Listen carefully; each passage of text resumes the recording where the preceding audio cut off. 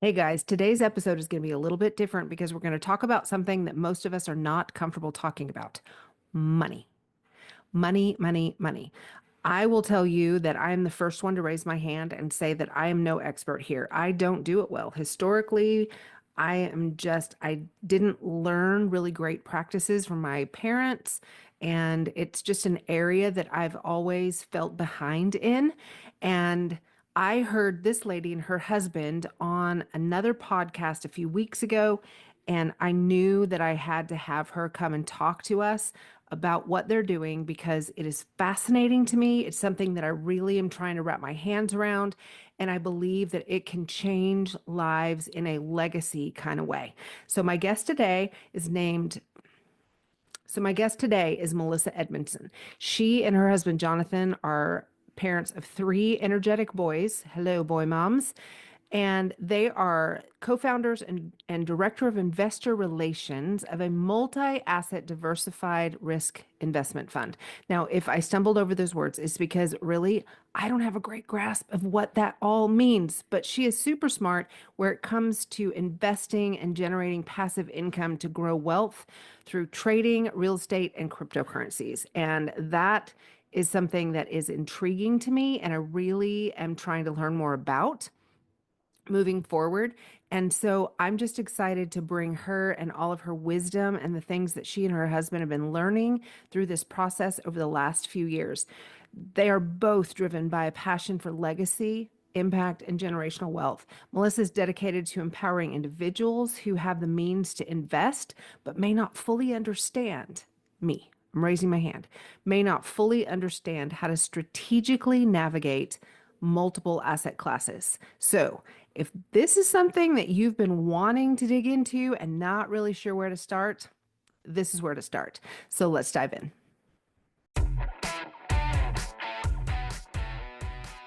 Truth time. When's the last time you raised your hands for a swift kick in the pants? Well, I'm the no nonsense type friend who's going to tell you when you have food in your teeth. So, let's get right to it. This is your infusion of sacred and secular, calling you higher into who God created you to be, exploring how intimately faith applies to every part of your life, and how you can live that faith every single day in the marketplace. I felt the tension of separation of church and state. I've been one of the few women at a table of men for decades, and I've stood my ground. Are you ready to do the same? These tools, resources, and interviews are meant to do just that. I'm Jan Touchberry, and it's time to share her faith at work. Hey friends, welcome back to the podcast.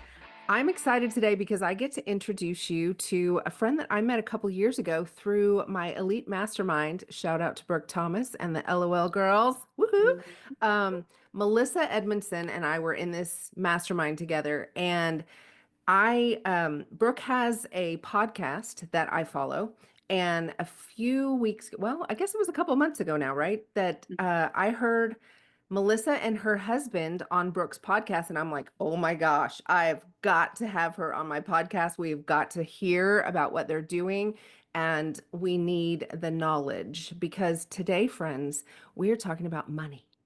I know it's a little bit of a taboo topic for some, and some of you just went, awesome, I'm here for it. And some of you just went, ooh, do I really want to listen?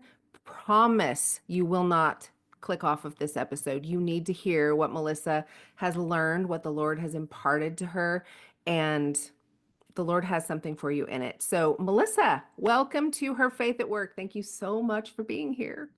No, thank you, Jan. It's such a privilege and an honor. I'm just so excited to share with your audience and just to spend this time with you. Thank you, thank you, thank you for doing this. I just want to honor you for the work that you're doing and having me on here today. Oh, thanks so much. So, to start off, just tell me a little bit about you. We want to hear about your family, and then I want to hear about your business. Okay.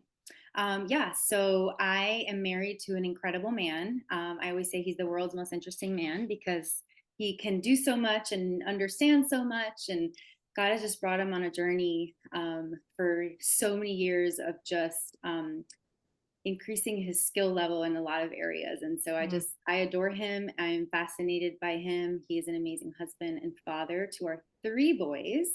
So we Boy, have, mom. yes, we have a 6-year-old, we have a 10-year-old, a 9-year-old, and a 10-year-old, soon to be 11. Wow. Yeah, so they're young and they're all pretty close in age, and it is always a big wrestling match in my house, wild adventure. We live in Wilmington, North Carolina, which is a coastal town in North Carolina. I say it's a hidden gem, so most people don't know about it or how beautiful it is. It's coastal meets historic downtown meets, um, palm trees, beautiful shops and restaurants, and great weather. We do get cold, but not as cold as most places, and we have a beautiful beach. So we were moved here specifically to the beach about 3 years ago, and we've been in real estate. So we've owned a real estate firm for 6 years. Mm. And so that's one of the things we do. We have a real estate firm. We have agents across the state of North Carolina, from the mountains to the beach. And now we have an investment fund that we run that God really surprised us with. Little did we know He was preparing us for years. So that's what we also do now.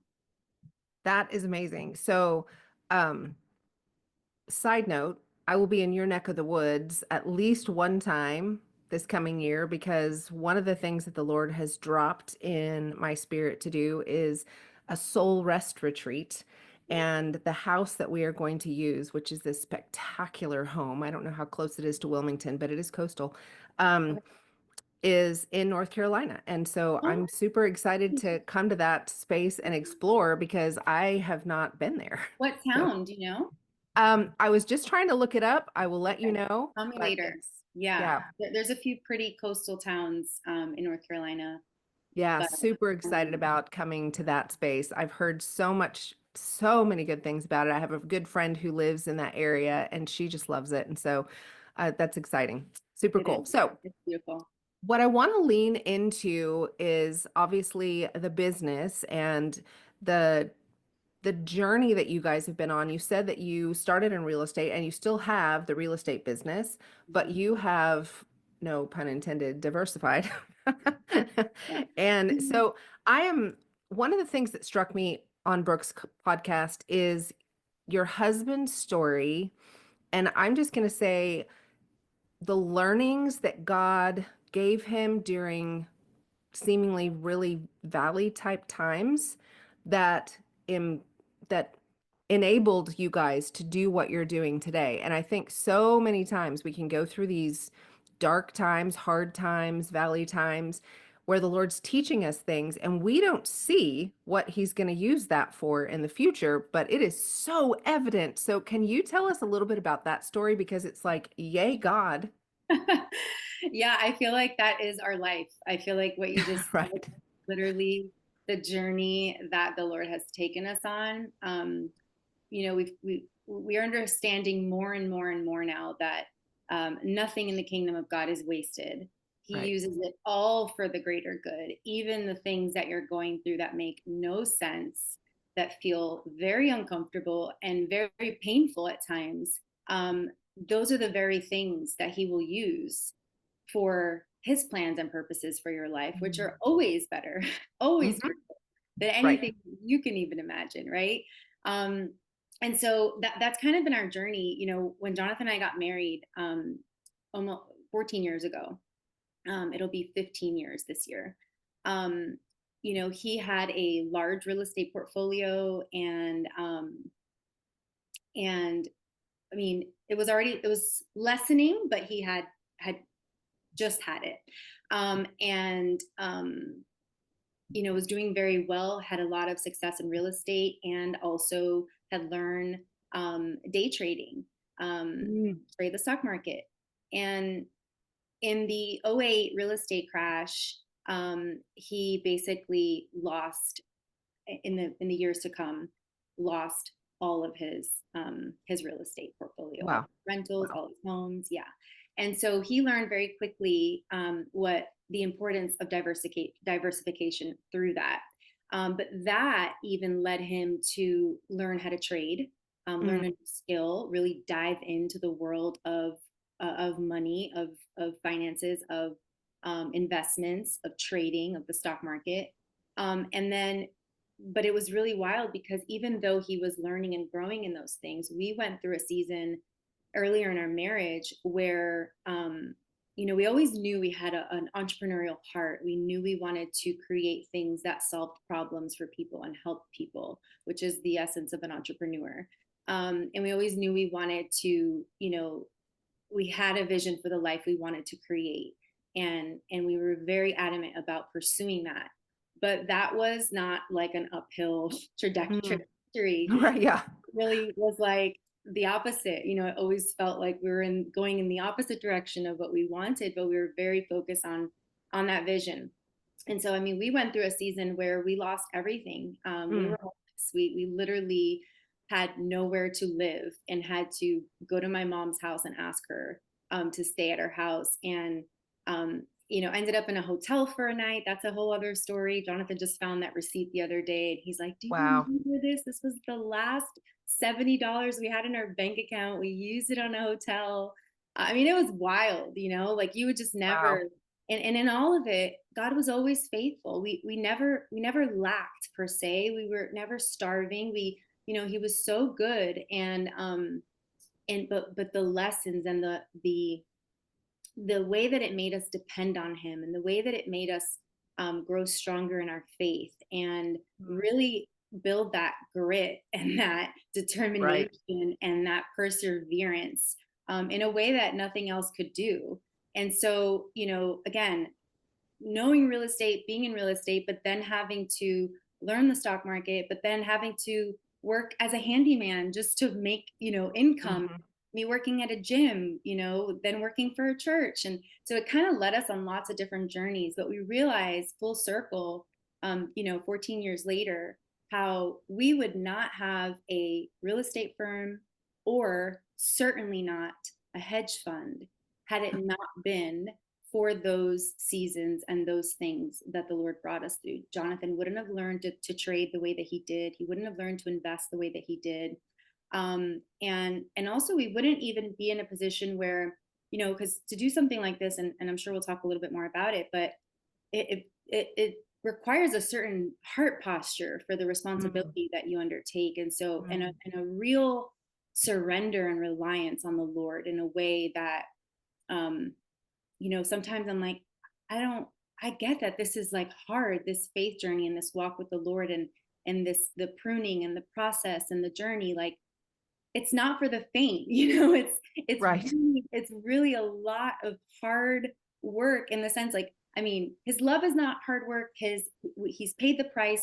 We don't have to work or earn anything in the kingdom. I don't want to, I'm not saying that, but to prepare your heart for something great that he wants to or needs to do through you, that does take sanctification and pruning and work, in the sense of just being prepared to steward it well.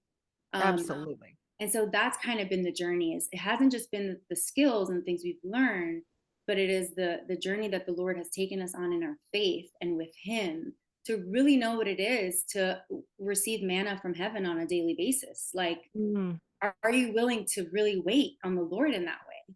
And we've done that. And I'm not boasting about it, but because I don't, I'm not proud of the sense that of the fact that suffering we had to endure, but also it brought us closer to the Lord, and it brought us to where we are today. And so it just had to happen.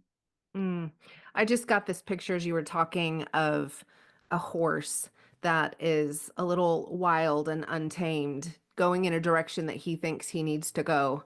And the rider, i.e., God, has gently but firmly said, no, you're going in this direction. You're going in this direction. And sometimes it takes some breaking in order for us to get to the place where he wants us to go. And I think it's a surrendering of control, right? Oh, for sure. 100%. We can pull against him, or we can go with him. And the going with him is not always pleasant, but it's always better. Always 100%. We just on that note, we owned a CrossFit gym when we lived in the Keys, and we lived in the Florida Keys for 4 years. And I was very much into health and fitness. I loved it. That was, part of our journey. And few years ago, the Lord's like, okay, it's time for you to work with Jonathan again, like all in full time. I'm like, I do work with him. I mean, it's our real estate company and it's our, and he's like, no, no, I need you to really like do everything with him and be in unity and work together. And Mm. basically asked me to lay down fully anything health and fitness related. Oh, Um, wow. and go all in. And but that decision and that yes that I didn't want to give and I didn't want to do is ultimately what led to us starting the fund together. And so that was just one of those things where God's like, you have to let this go in order for me to do this. And now look, Yeah. I mean, I would never go back. So it's Amazing. those little moments of surrender that really lead to what He actually has for you. Absolutely. Okay, so let's get into the nitty-gritty. Let's talk about money. Good. This is a subject. I'm just going to be totally honest. I am Yeah. using words here that I don't totally understand. I am a novice in investing. You guys talked on the other podcast about crypto. Okay, so I've bought some crypto and I look at the numbers, but I don't know. I just don't know. Yeah. So I'm so excited to learn from you. And so let's just start at the highest level. Tell me, what is an investment fund and why should we care about that? Yeah. So, hedge funds, investment funds, they've been around forever. There's very common known ones like, BlackRock and Vanguard and, more common ones that people know about. And those are typically the traditional ones that let's say you go to your financial planner at Merrill Lynch and they invest for you. They'll typically, invest in different funds that are doing different things. They could, I mean, there's the plethora of investment options is vast. And I didn't even understand that until the last few years. But what we're a private investment fund is, anybody technically can start an investment fund. Okay. Mm-hmm. Everybody knows that. It's, the group that we are a part of that helped us do this because they've launched over 250 hedge funds. Um, their goal is to democratize Wall Street, to let people know that Okay. investment funds and investing, you like that, right? I do too. Yeah. Investment funds and investing is not just for Wall Street. It is not just for the elite, and it is not just for Harvard, Yale graduates. And I used to believe that. I worked in Midtown Manhattan for a season of my life, and I was around hedge fund, managers and that world, and I always saw it as like me and them, and Mm-hmm. it was unattainable. Like that was a different world, and I could have nothing to do with it. But yet what we're seeing now is that those big funds, the majority of our world right now in our country, the majority of businesses and things that apply to you and I are owned by a small group of funds. Okay. Mm. That's not a good thing. Right. Yeah. We don't want that. Yeah. Okay. So democratizing Wall Street means if you are have been gifted and blessed with the ability to um, multiply wealth and you have a skill, let's just say you're really good at buying. I'm going to give something so random so that anybody can understand that this can apply to anybody. Um, you're really good at buying vending machines and placing them in amazing spots, and you have learned to make a lot of money doing that, and you now have taken it nationwide and you want to invite other people into this. There's a lot of ways to do that, right? Mm-hmm. Well, think of an investment fund as one way that somebody could, if they wanted to, bring lots of partners into something that they're Okay. doing, they control, but your partners benefit from the results. Got it. Okay. Yep. So a fund, an investment fund, yeah, you can think of big hedge funds as one of the things that you can think of, but what we're doing is it's a way to bring partners in to invest their money, and us as the general partners and managers of the fund, we get to bring them into what we do, and in Mm. turn, they get a return on their money um, larger than they would if they would just go invest in a mutual fund or a Right. 401k, and they don't have to do any of the work. They don't have to have any licenses. They don't have to do any of the work. They don't have to have any of the knowledge, but they get to benefit from the fruit. If that makes sense. I like that. So Yeah. I don't have to learn all the things. I just need No, to know people who know all the no. things. Nor That's do you have to only do it with people who you think are on Wall Street, and that's what they do, is what I'm saying. So now yeah. there's a large amount of people like you and I, who can start a hedge fund. I'm not saying it's for everybody to go start one. I'm just saying for people that do invest, be open to private investment funds, because it's happening, it's a thing, and it is a Mm. beautiful way to not allow the ownership of everything to be run by one or two companies. Hey, friends, sorry to interrupt, but I promise I'll get you back to the episode in just a second. First, we need to have a little talk.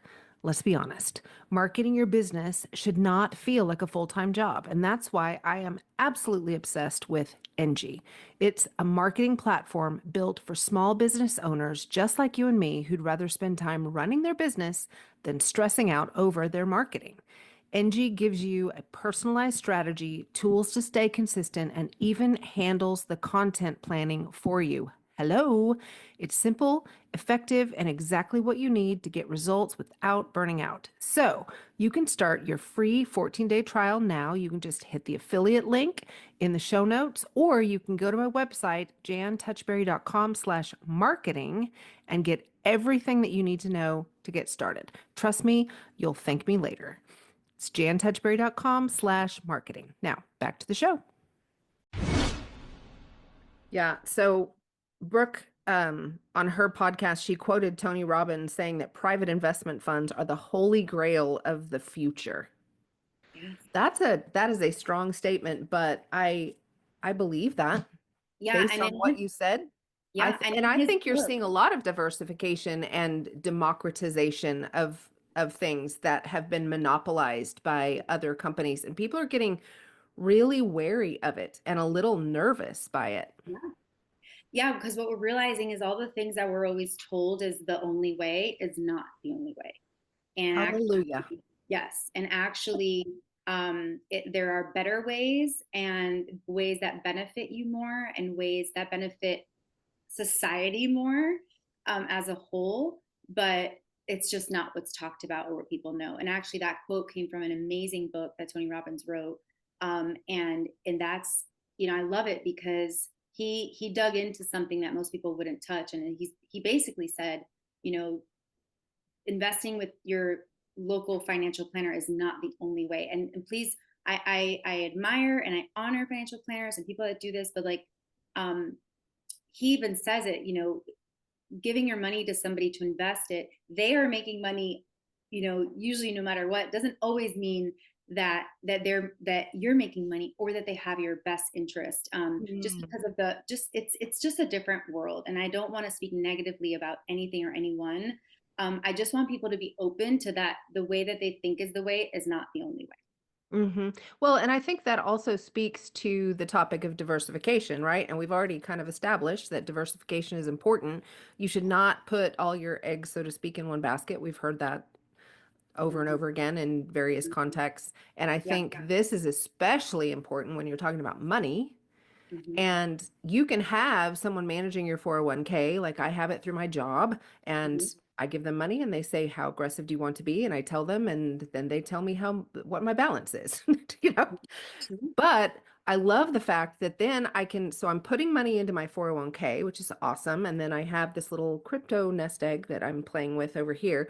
But then I can still look at my budget. I mean, correct me on any of this if I'm wrong. The novice is talking here.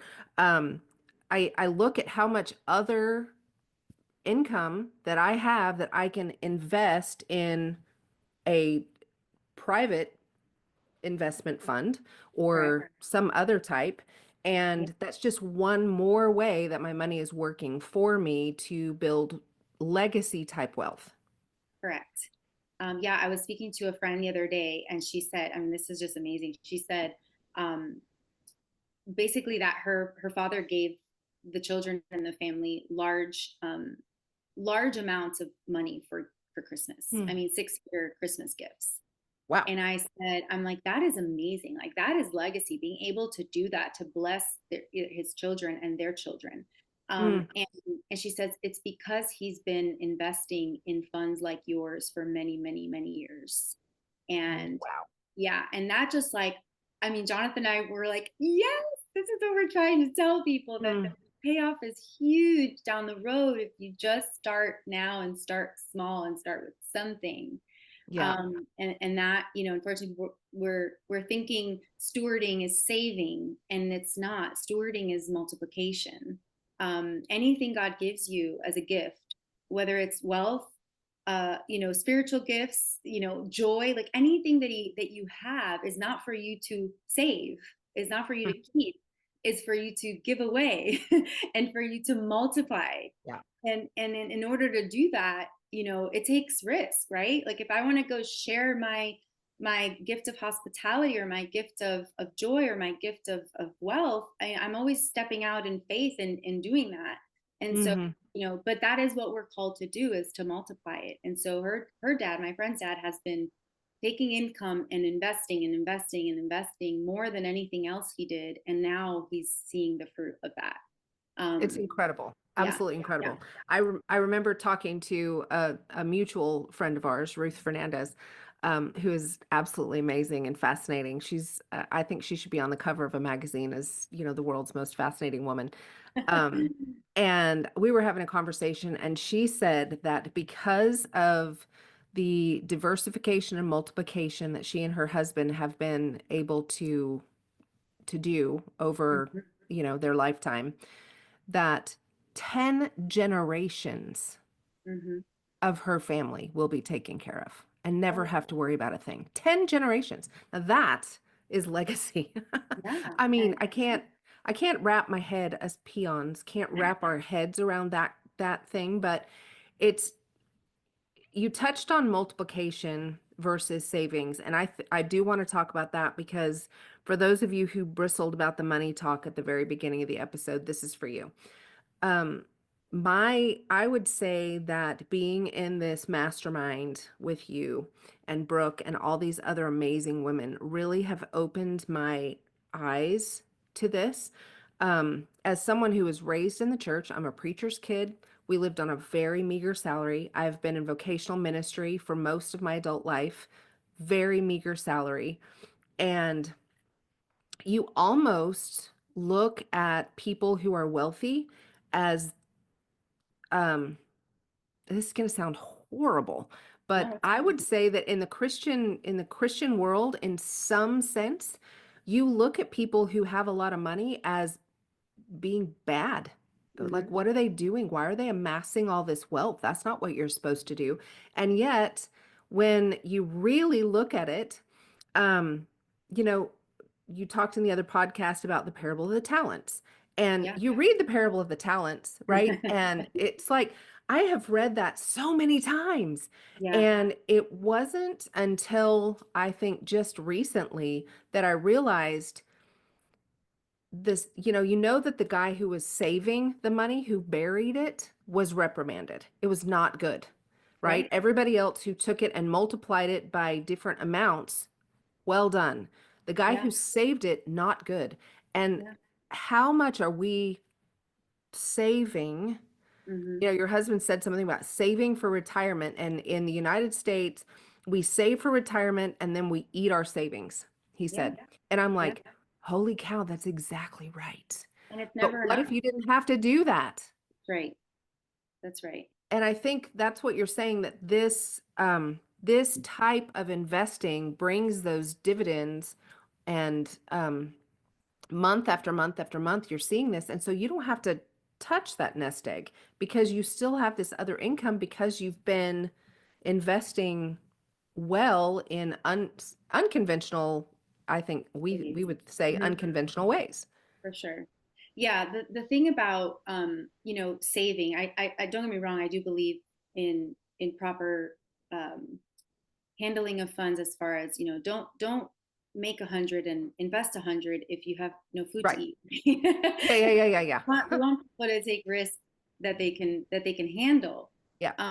But we've also seen people make a lot of income and never do anything to make it return uh, uh, any sort of multiplication. So it's like, oh, I'm Right. going to save it. You can never save your way to wealth.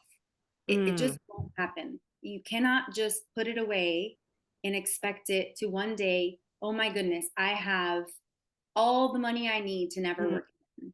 Yeah, Um, that's really good. you just, it just doesn't happen that way to true wealth.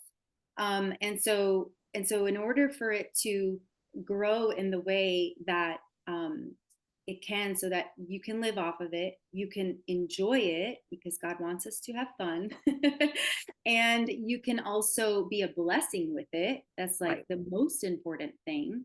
And that is what drives me the most, is being able to give it all away, um, Mm, and to, you know, fund problems and be the solution, because a lot of problems need funds. And so we can get mad at the wealthy, but ultimately they're the ones that are solving the problems because they have yeah. the tool. That is Yeah. the greatest tool. And so when you invest, and it can be a small start, but when you invest, you're taking that money and you're having it while you're still working and generating income. That money is growing for you. And over Hmm. time, because of compound interest, it just continues to grow and grow and grow and grow. And that is a much greater reward. And the parable of the talents is actually something that the Lord put on our heart in, you know, deciding to start the fund. It was like, you know, this is actual stewardship. This is actual Yeah. multiplication. And this is faith, because Mm, saving everything is really trusting in nobody.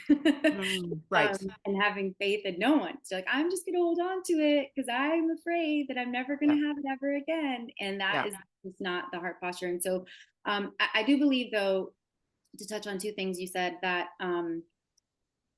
there is a danger in too much money for the wrong person.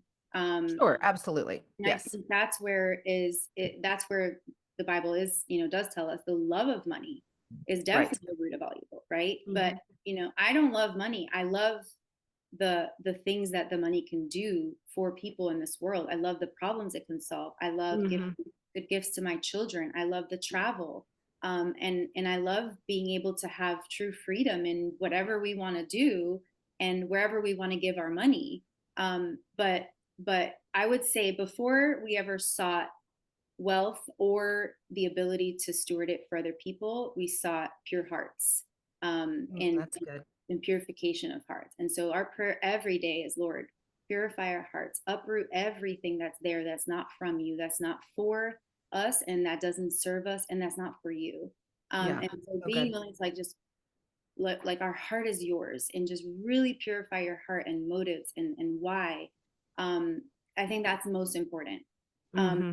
and so, you know, to people that are afraid of making money, I would just say, you know, why do you want to make money, right? And then Hmm. to the people that were like, I don't want to make money, it's like, well, what about all the things in this world that need a God-fearing person to step in and solve? Right. So if all of us Christians are going to hide and say, no, the money isn't for us, well, then you have kind of what we have right now, Yeah. where the control is of our world is, you know, I do believe God's on the throne. He's in control. I'm just saying, financially, it's run by um, not as many kingdom believers as I would like, that's for sure. And Yeah. so Jonathan and I are on a mission to change that. We want there Mm, to be more wealth in the hands of people with pure hearts and fear of God, to solve problems and create not just problem solving, but actually transform places and environments, with a kingdom mindset and kingdom principles. And absolutely. the way to into any door like that is through finances. Hmm. And then the diversification piece, yes, is huge. We believe, you know, obviously Jonathan lost his entire portfolio of real estate. He thought he was diversified because he had lots of properties, Oh, but it was all in one asset class. And when that right. Yeah. market crashes, you're not no longer diversified. So we believe in diversification through different asset classes. And so we Mhm. do believe in real estate. And real estate is a lower risk, lower return, more long-term return, right? And then cryptocurrency, digital trading, on the opposite of that is, you know, higher risk, higher return. And It's then the the Wild stock, West. yeah, stock market, trading is the medium risk, medium return. And so being able to diversify among 3 different asset classes like we do in our fund, it's Mm, huge, because now not only are you diversified in 3 different markets, but you can leverage each one. So when crypto is doing amazing and we sell at the top, we can pull profits out of that and we can buy more real estate. Um, mm. and then we also believe in investing for passive income, which is a huge piece that most people are missing. So you think, all right, I give my money, I'm going to invest it, I'm not going to see it again for 20 years. We don't necessarily want that either. So our investors receive a monthly passive income return on their investment, in addition to the long-term growth of the entire investment. Um, That's great. so that is done through the day trading that we do in the market. So we don't do like long-term buy and hold on stocks, just short-term Hmm. That's day amazing. trading stuff. Yeah. So there's diversification, there's passive income, and there is long-term wealth multiplication and also preservation. Okay, so let's get super tactical as we're wrapping up here. What does a person do? Like what are the steps that they need to take to get involved in something like this? Because I know that hedge funds are not for everybody. Um, but if somebody wanted to get involved in your hedge fund or some sort of a private investment, what would they need to do? Yeah. So I would say, always, of course, make sure that they are. So we're just, you always want to make sure that it's a fund or a group of people or person that has all of the legal entities in place, all of the Mhm. legal documents. They are registered with the SEC. They have they're 100% legit. they're Right. we're registered with the SEC. We're a 506b fund. So all that stuff, you want to make sure that they're an actual hedge fund. They're not just saying, "Hey, I'm pulling a bunch of money together and I'm going to go buy this, Right. then I'm going to give you the return." Okay, Yeah, like danger. we want to make sure you're signing legal documents. We want to make sure you're reading those legal documents. There are different documents in place when you have a hedge fund that your hedge fund manager should provide to you that you can read and sign, so every single detail of where that money is going, how it's being invested, all That's of really the good. details. So that is all, like, that all has to be in place. And then I would say that there are funds, all over, from, different people, that there are funds that have a minimum of $5,000, and there are funds that have a minimum of $5 million. And Mm-hmm. so there are funds for everyone, different scales, different sizes. And, I would just say, do your due diligence on the person, make sure that they are, like I said, registered and have all the paperwork. And then, like, our fund minimum is $100,000 to invest. But there are, like I said, there are funds that are much, much smaller, Mm-hmm. and much, much bigger. And then you just basically fill out paperwork, because, like I said, everything is fully, documented. You fill out paperwork, and then wire transfer the money once that paperwork is all approved. This is another really good point. We run our fund with a third party administration company. So just make sure that any fund you invest in has somebody keeping them accountable. Oh, that's good. you know Yeah, super so good. this is like this company, that's what they do. They hedge funds all over the world use them to basically do all of their administration and be able Mm, to show everything and anything to the investors at any given moment. So it's like full look under the hood 24/7, as yeah. where every dollar is and every return and all of that, all the expenses, everything. And so um, that is a third party that we hire and we use, and they do all of the administration on the fund and on every investment. And so I think that's really good to know, like, who's keeping you accountable, where are the checks Yeah. and balances. And so that was something we're really, really adamant about doing for our fund. Yeah, that's great. Super great. So if people wanted to talk to you more or had other questions, tell everybody where they find you. Yeah, so I would say, we have a website, Invest with Telos, TELOS, and that's probably like the best way to maybe schedule a call with me or something like that. And then Instagram, Melissa Edmiston on Instagram, and yeah, those are the two best places. On our website, I think you can email me and schedule a call as well. Okay. And Awesome. that name came from just, it means purpose. Jonathan and I were doing really well in all three asset classes, in real estate, in crypto, and in trading. Our personal portfolio was doing really, really well. And God basically told us both, okay, now it's time to do this for other people. Wow. Um, and it's not something we ever planned on. It's not something we ever thought we would do. We fasted, we prayed, we cried. We kind of were like, we want to because it sounds exciting and we love to help people, but we're also, it's a big undertaking and responsibility to manage or to multiply other people's wealth, right? Yeah. But we did all those things, prayed, fasted, sought counsel. We had lots of people that we had praying and giving us counsel, and it all basically came down to a really big yes. The Lord showed me a vision. I was crying. I told Jonathan, this is the vision. He's like, sounds like we're supposed to start a hedge fund. And so we did it, and here we are. So yeah, we're really big on purpose. It means, we invest with purpose, and we are a legacy building fund. We believe in legacy for generations to come. And we're really excited to be able to help people do that. Amazing. Amazing. You're amazing. Your husband's amazing. I love everything about what you're doing and the kingdom mindset that you do it with. And so thank you so much for sharing your knowledge with my audience today. We're going to link all those places in the show notes, so you guys go find Melissa and have a conversation if you think this might be the best next step for you and building kingdom wealth. That's the important piece, kingdom wealth. So thank you so much for being here. I appreciate you. Thank you, Jan. Okay, it's me again. This is a little PS to the episode. So Melissa and I had a conversation that was really good post recording that I wanted to share with you. She dropped some wisdom.